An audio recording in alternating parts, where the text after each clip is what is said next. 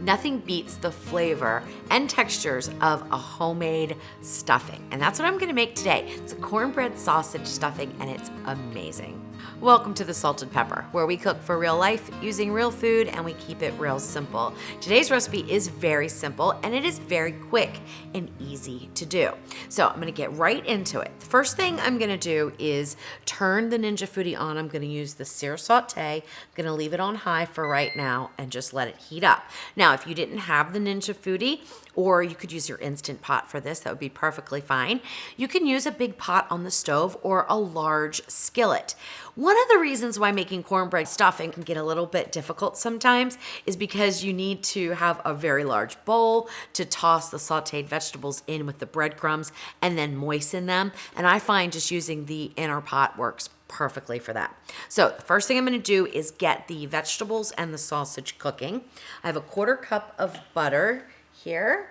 Now, you don't actually have to use the butter if your sausage has a lot of fat already with it, or if you wanted to use sausage and bacon and you were gonna have your own fat be rendered from the bacon, you could certainly skip the butter.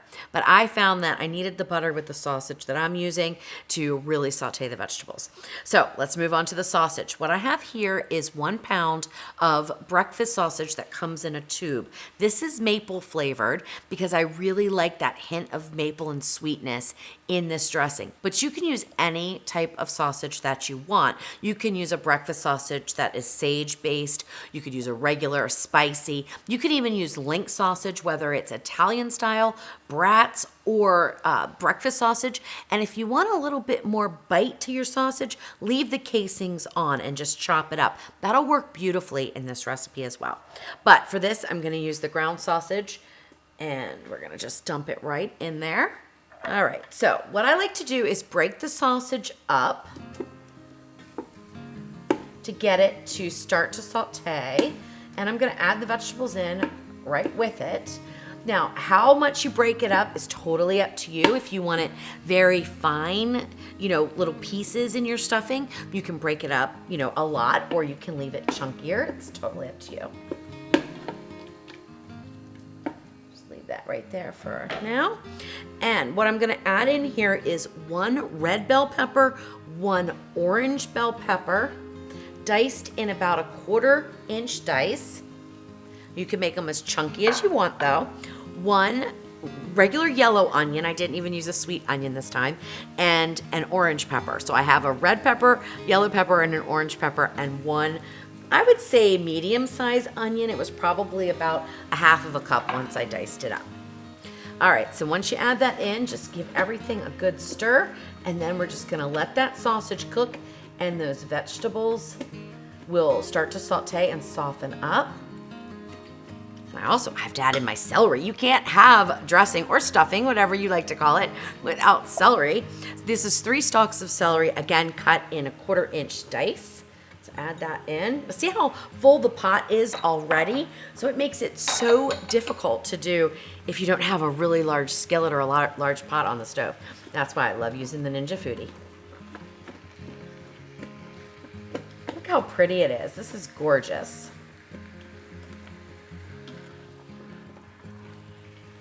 Now, I don't pressure cook this, but honestly, you could if you wanted to. You could add in your liquid and go under pressure for a few minutes, but I like to control the way that the vegetables saute and the softness of them. I don't want them to get too mushy, so I like to do it just using sear saute. So once you hear that your pot has heated up, it's sizzling, let it go for a few minutes, maybe 2-3 minutes, to brown the sausage on the one side, and then start to flip. And do the same thing, just leave it alone and let it brown on the bottom there. Now you can also brown your sausage first. So if you want a really nicely browned sausage, don't put in your peppers and onions and all that right away.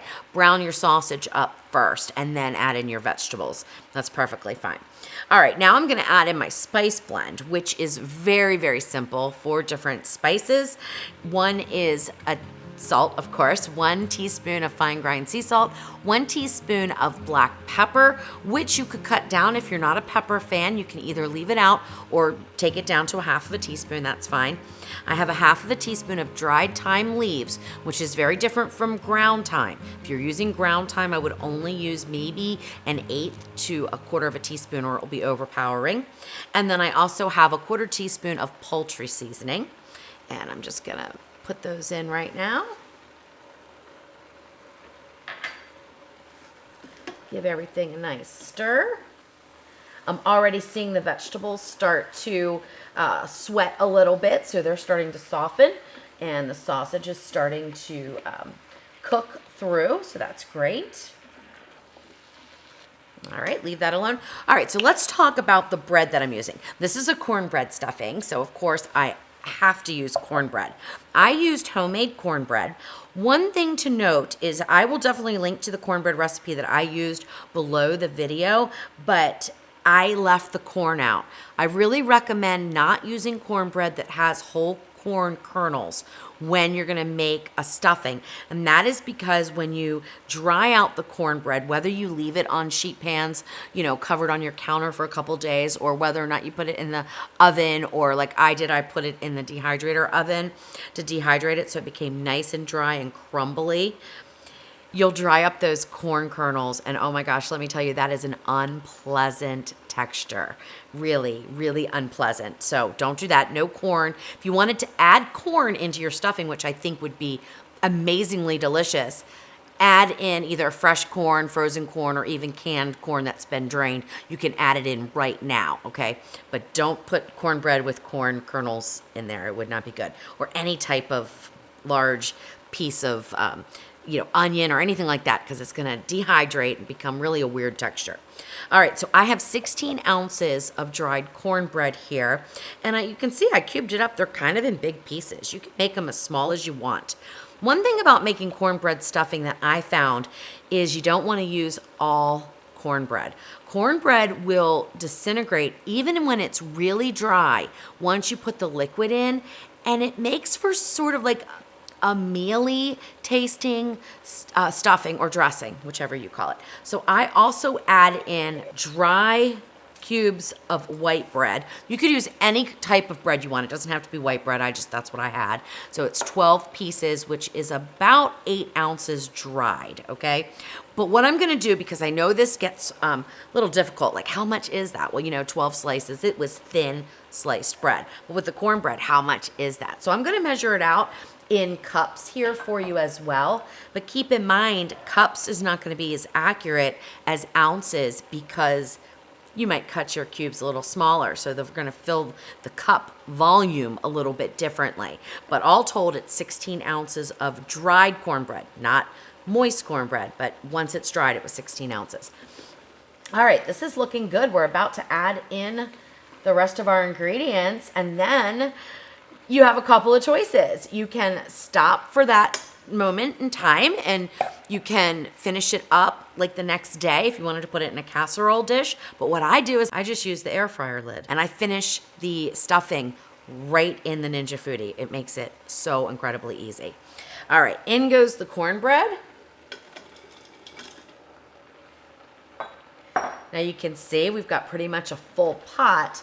But don't worry about that, because as we start to add some of this chicken stock, it's going to reduce in volume as it starts to moisten. So I'm gonna add in, I have 2 cups of chicken stock. I'm gonna add in 1 cup right now. Just sort of pour it over.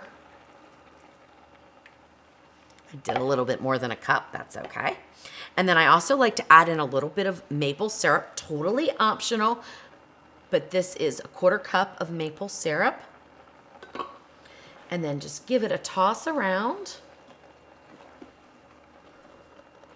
And see it reducing already?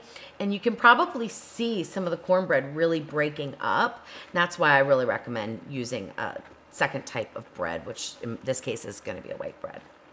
All right, so now that that's done, let's go ahead and add in the other bread here. Oh, you know what I forgot to do? Measure it in cups for you. Oh my gosh. I'm so sorry. Well, let me measure this in cups for you. Totally forgot. All right, so this is about 4 cups of white bread. So probably a total of 6 cups of white bread is what I'm gonna guess. Yep. So it'd probably be about 8 cups of the cornbread, okay? Get all that in there. And then the same thing. You just want to put the rest of the chicken stock over top. Isn't that easy? And then just fold it, okay? So you want to get all of the bread moistened and give it a little bit of time, okay? So don't jump into adding more of the chicken stock right away. You absolutely can, but give it a little bit of time to sit in here and really absorb everything.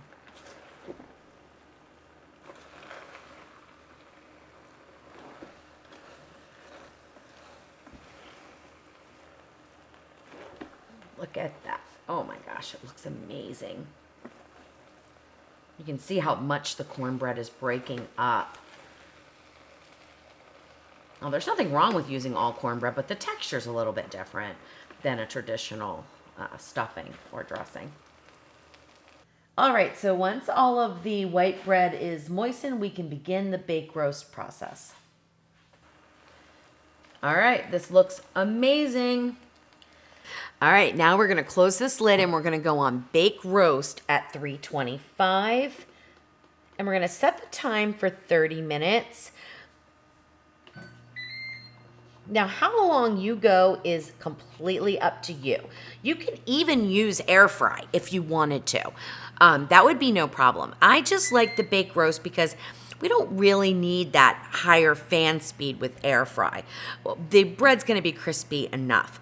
So let it go at least 10 minutes, and then we'll see the browning start on the top, and we will fold it back in again, and then go another 10 minutes, do it again, until we get the desired crispiness that we want. For me personally, the best dressing or stuffing that I've ever had is when you have soft bits and then crunchier bits. You know, like the best part, if you're stuffing a turkey, is the outside, right? So this gives you a combination of both all throughout the dressing, and it's absolutely amazing. All right, so it's been about 10 minutes, and now we're gonna go ahead and open up the lid and take a look. We can see all of this delicious, crunchy bread. Oh my gosh, it looks amazing.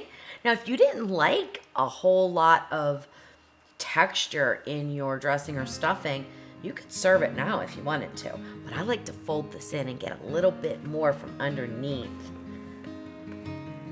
exposed.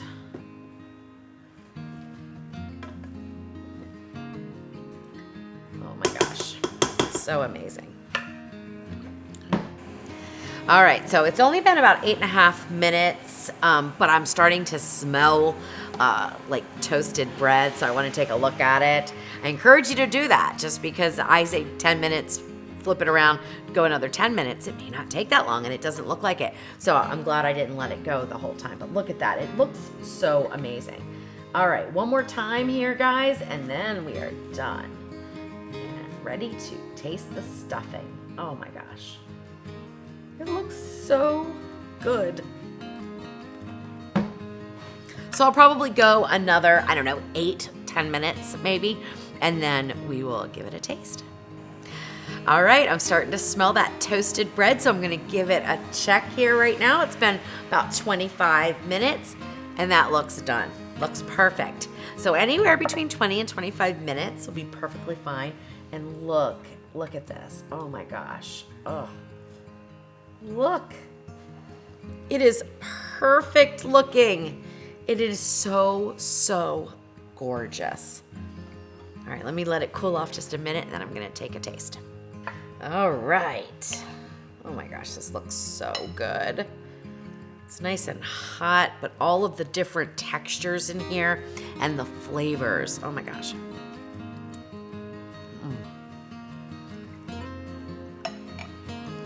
It's perfect. It's absolutely perfect. It's so well balanced. And, like if you like spice, add in spicy sausage instead. But that pepper gives it just enough kick. Oh my gosh, it is so, so amazing. Another thing that would be good in here is apples. I think that would be absolutely delicious. So as always, make it yours, make it delicious, and keep it real.